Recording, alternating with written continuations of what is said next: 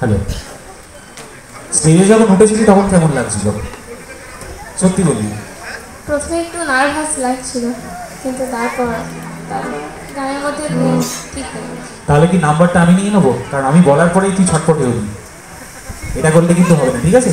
বড় জায়গায় যখনই যাবি মনে করবি সামনে যেই থাক, যত বড় গুরুই থাক, যত বড় টিচার থাক, যেটা শিখেছিস সেটা বেস্টটা দিবি, ঠিক আছে?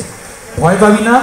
আমার মনে হয় যেটা আমি আমার বন্ধুদের বল, তাদের ছেলে মেয়েদের বল বা স্টুডেন্টদের বল, যেটা আমি বলি আমার প্রফেশনের ক্ষেত্রে, আয়নার সামনে একটু প্র্যাকটিসটা কর, তাহলে ভয়টা কেটে যাবে।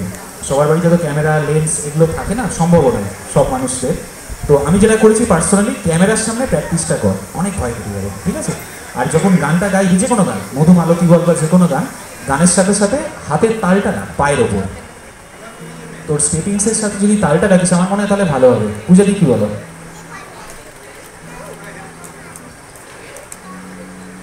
হ্যাঁ, সেটা তো অবশ্যই, তালটা রাখলে খুব ভালো হবে। আর আমার যেটা মনে হয়েছে, গানের মধ্যে যে নাটকটা আছে সেই নাটকটা একটু কম পেলাম।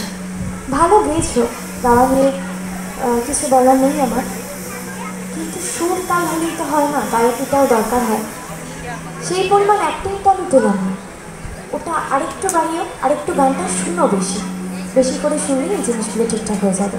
ওকে, থ্যাংক ইউ।